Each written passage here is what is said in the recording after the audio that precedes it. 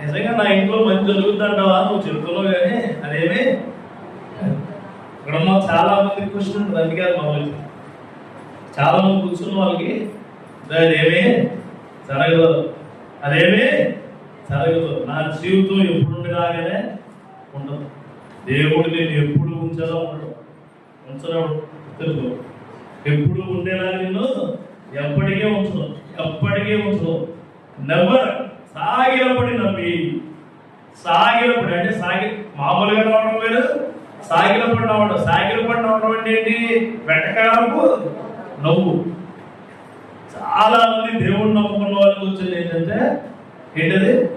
అయ్యగారు ప్రార్థన చేయమని చేసి నీకున్న ప్రతి వ్యాధి నుంచి స్వస్థత పొందు అంటే ఎప్పుడు నుంచో ఉన్నాయి. ఏంటో ఎప్పుడు నుంచో ఉన్నది.